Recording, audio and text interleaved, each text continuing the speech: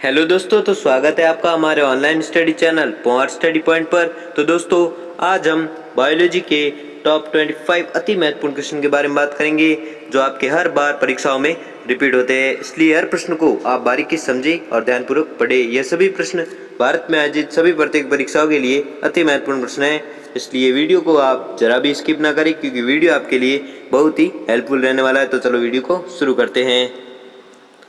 आपका पहला सवाल है कि मेलियोडिसीज क्या है।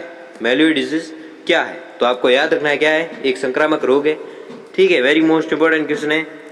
यह सभी प्रश्न किसी न किसी एग्जाम में पूछे गए, इसलिए हर प्रश्न को आप बारीकी से समझें। और आपको मैं लास्ट में आपको पूछूंगा कि आपने 25 में से कितने प्रश्न किए, इसलिए मैं जब प्रश्न पढ़ूँ उससे पहले आप उत्तर तैयार रखें। ठीक है, तो प्रश्न क्या है, मेलियोडिसीज क्या है? तो आपको याद रखना है एक संक्रामक रोग है। ठीक है, अगला देखते हैं कि पादप विज्ञान में किसका अध्ययन किया जाता है। ध्यान से पढ़े प्रश्न को कि पादप विज्ञान में किसका अध्ययन किया जाता है। तो आपको याद रखना है पौधों का। ठीक है, किसमें? पादप विज्ञान में किसका अध्ययन किया जाता है? पौधों का। ठीक है, अगला देखते हैं कि कोशिकाओं के अध्ययन को भी कहा जाता है, यानी कोशिकाओं के अध्ययन को क्या कहा जाता है? तो आपको याद रखना है क्या कहा जाता है? साइटोलॉजी।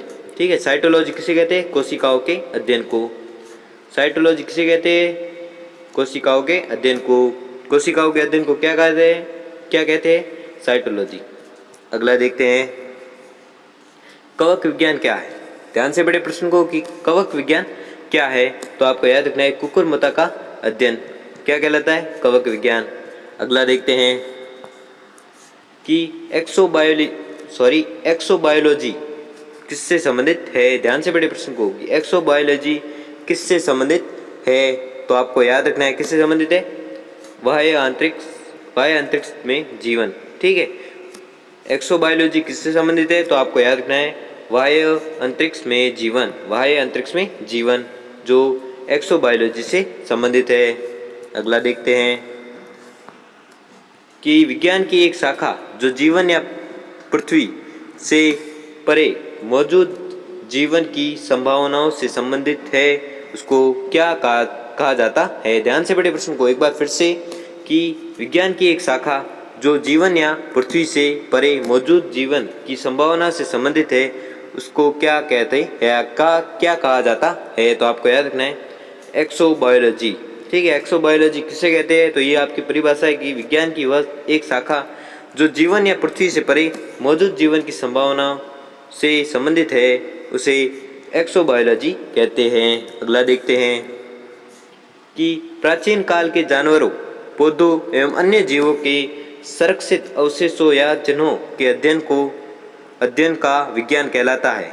ध्यान से बड़े प्रश्न को एक बार फिर से कि प्राचीन काल के जानवरों, पौधों एवं अन्य जीवों के संरक्षित अवशेषों या चिन्हों के अध्ययन का विज्ञान क्या कहलाता है। तो आपको याद रखना है क्या कहलाता है? पोलियोटोलॉजी। ठीक है, पोलियोटोलॉजी किसे कहते हैं? तो आपको याद रखना है प्राचीन काल के जानवरों, पौधों एवं अन्य जीवों के संरक्षित अवशेषों या चिन्हों के अध्ययन को क्या कहते हैं? पोलियोटोलॉजी। ठीक है, पोलियोटोलॉजी किसे कहते हैं? तो ये सब है परिभाषा। ठीक है, अवशेषों या चिन्हों के अध्ययन को पोलियोटोलॉजी कहते हैं। अगला देखते हैं कि जीवधारियों के वर्गीकरण के अध्ययन को कहा जाता है। ध्यान से बड़े प्रश्न को कि जीवधारियों के वर्गीकरण के अध्ययन को कहा जाता है, यानी क्या कहा जाता है। तो आपको याद रखना है टैक्सोनॉमी। ठीक है, टैक्सोनॉमी किसे कहते हैं? तो आपको याद रखना है जीवधारियों के वर्गीकरण के अध्ययन को टैक्सोनॉमी कहा जाता है। किसे कहते हैं? जीवधारियों के वर्गीकरण के अध्ययन को टैक्सोनॉमी कहते हैं। अगला देखते हैं कि निषेचन, विकास, विभाजन और विभिन्नता में अध्ययन को किस नाम से जाना जाता है। ध्यान से बड़े प्रश्न को कि निषेचन, विकास, विभाजन और विभिन्नता के अध्ययन को किस नाम से जाना जाता है। तो आपको याद रखना है भ्रूण विज्ञान। ठीक है, अध्ययन को किस नाम से जाना जाता है? भ्रूण विज्ञान के नाम से जाना जाता है। किसे? निषेचन, विकास, विभाजन और विभिन्नता को किससे जाना जाता है? भ्रूण विज्ञान से। अगला देखते हैं कि सब्जी के लिए काम आने वाले पौधे के अध्ययन को क्या कहते हैं। ध्यान से बड़े प्रश्न को, क्योंकि ये सभी प्रश्न बहुत ही महत्वपूर्ण है, आपको मैं बार बार कह रहा हूँ, तो सभी प्रश्न को आप बारीकी से समझें। ठीक है, कि सब्जी के लिए काम आने वाले पौधों के अध्ययन को क्या कहते हैं, तो आपको याद रखना है ओलेरीकल्चर। ठीक है, सब्जी के लिए काम आने वाले पौधों के अध्ययन को क्या कहते हैं, तो आपको याद रखना है ओलेरीकल्चर। ठीक है, ओलेरीकल्चर किसे कहते हैं, तो आपको ये याद रखनी है परिभाषा की सब्जी के लिए काम आने वाले पौधों के अध्ययन को ओलेरीकल्चर कहते हैं। अगला देखते हैं कि वृक्ष संवर्धन किसका अध्ययन है। वृक्ष संवर्धन किसका अध्ययन है, वृक्षों एवं वनस्पति की खेती का। ठीक है, वृक्ष संवर्धन किसका अध्ययन है, वृक्षों एवं वनस्पति की खेती का। अगला देखते हैं कि निम्नलिखित में से कौन सा एक सही सुमेलित नहीं है। निम्नलिखित में से कौन सा एक सही सुमेलित नहीं है, तो सही सुमेलित देखो, फूलों की खेती फ्लोरिकल्चर सही है, फसलों की खेती एग्रोनॉमी सही है, फलों की खेती पोमोलॉजी सही है, लेकिन सब्जियों की खेती हॉर्टिकल्चर नहीं है। ठीक है, हॉर्टिकल्चर नहीं है, यानी आपका आंसर हो जाएगा सब्जियों की खेती हॉर्टिकल्चर। ठीक है, यह सही सुमेलित नहीं है। कौन सा सही सुमेलित नहीं है, सब्जियों की खेती हॉर्टिकल्चर। अगला देखते हैं कि निम्नलिखित में से कौन सा मकड़ियों का अध्ययन है। ध्यान से पढ़िए प्रश्न को एक बार फिर से, कि निम्नलिखित में से कौन सा मकड़ियों का अध्ययन है, तो अर्कोनोलॉजी। ठीक है, अर्कोनोलॉजी किसका अध्ययन है, तो मकड़ियों का। ठीक है, मकड़ियों का अध्ययन कौन सा है, अर्कोनोलॉजी। ठीक है, अर्कोनोलॉजी। अगला देखते हैं कि एंटोमोलॉजी या एंटोमोलॉजी एक विज्ञान है जिसमें निम्नलिखित में से किसका अध्ययन किया जाता है। ध्यान से पढ़िए प्रश्न को, कि एंटोमोलॉजी एक विज्ञान है जिसमें निम्नलिखित में से किसका अध्ययन किया जाता है, तो आपको याद रखना है कीटों का। ठीक है, किसमें, एंटोमोलॉजी से। एंटोमोलॉजी में किसका अध्ययन किया जाता है, कीटों का। अगला देखते हैं कि सोरोलॉजी का अध्ययन है। सोरोलॉजी का अध्ययन है, तो आपको याद रखना है छिपकली। ठीक है, छिपकली है जो सोरोलॉजी का अध्ययन है। ठीक है, सोरोलॉजी का अध्ययन कौन सा है, छिपकली। अगला देखते हैं, या सोरोलॉजी में किसका अध्ययन किया जाता है, तो आपको याद रखना है छिपकली। प्रश्न कैसे भी पूछा जा सकता है, आपको कंफ्यूज नहीं होना। ठीक है, अगला देखते हैं कि पक्षी विज्ञान किसका अध्ययन है। ठीक है, पक्षी विज्ञान किसका अध्ययन है, तो आपको याद रखना है पक्षियों का। ठीक है, पक्षी विज्ञान में किसका अध्ययन होता है, तो आपको याद रखना है पक्षी। ठीक है, अगला देखते हैं कि ओनेरियोलॉजी किसका अध्ययन है। ओनेरियोलॉजी किसका अध्ययन है, तो आपको याद रखना है सपने का। ठीक है, ओनेरियोलॉजी में किसका अध्ययन किया जाता है, सपने का। ठीक है, किसका अध्ययन किया जाता है, सपने का। किसमें, ओनेरियोलॉजी में। अगला देखते हैं टैक्सिकोलॉजी किसका अध्ययन है। टैक्सिकोलॉजी किसका अध्ययन है, तो आपको याद रखना है जहर का। ठीक है, टैक्सिकोलॉजी किसका अध्ययन है, तो आपको याद रखना है जहर का। अगला देखते हैं नेफ्रोलॉजी के साथ जुड़ा हुआ है। नेफ्रोलॉजी के साथ जुड़ा हुआ है, तो नेफ्रोलॉजी के साथ क्या जुड़ा हुआ है, गुर्दा। ठीक है, अगला देखते हैं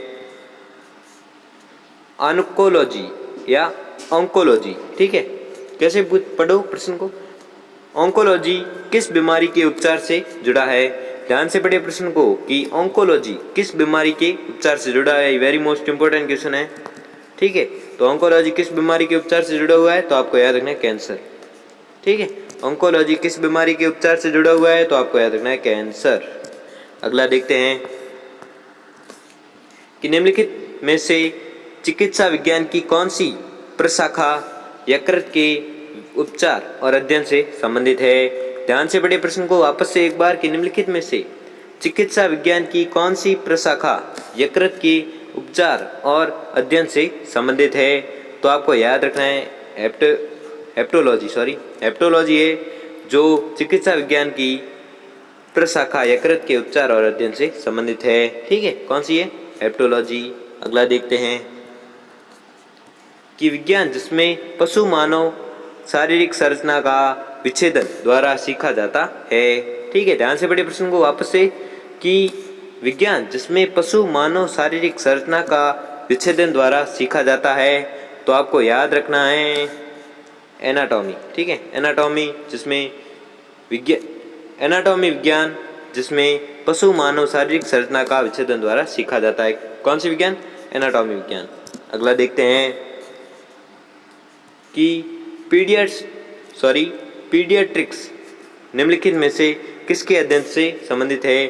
ध्यान से पढ़िए प्रश्न को वापस से एक बार कि पीडियाट्रिक्स निम्नलिखित में से किसके अध्ययन से संबंधित है? तो आपको याद रखना है शिशु रोग। ठीक है, पीडियाट्रिक्स निम्नलिखित में से किसके अध्ययन से संबंधित है? तो आपको याद रखना है शिशु रोग से संबंधित है। ठीक है, पीडियाट्रिक्स। अगला देखते हैं कि निम्नलिखित में से कौन सा मनुष्य का अध्ययन होता है? ठीक है, निम्नलिखित में से कौन सा मनुष्य का अध्ययन होता है? तो आपको याद रखना है कौन सा मनुष्य का अध्ययन होता है? एंथ्रोपोलॉजी। ठीक है, एंथ्रोपोलॉजी में मनुष्य का अध्ययन किया जाता है। या निम्नलिखित में से कौन सा मनुष्य का अध्ययन होता है? तो आपको याद रखना है कौन सा है? एंथ्रोपोलॉजी। अगला देखते हैं कि लिखित दस्तावेज है जो एक मानव विज्ञानी संस्कृति का चित्रण दर्शाते अनुसंधान से तैयार करता है। ध्यान से पढ़े प्रश्न को वापस से एक बार कि लिखित दस्तावेज है जो एक मानव विज्ञान संस्कृति का चित्रण दर्शाते अनुसंधान से तैयार करता है, तो वह है एथनोग्राफी। ठीक है, एथनोग्राफी लिखित दस्तावेज है जो एक मानव विज्ञानी संस्कृति का चित्रण दर्शाते अनुसंधान से तैयार करता है। कौन सा है? एथनोग्राफी। ठीक है, तो दोस्तों आपने 25 में से कितने प्रश्न सही किए वो हमें जल्दी से कमेंट में ज़रूर बताएं। और अगर हमारा वीडियो आपको अच्छा लगा हो तो वीडियो को लाइक, चैनल को सब्सक्राइब और बेल आइकन को प्रेस कर लीजिए जिससे कि हमारी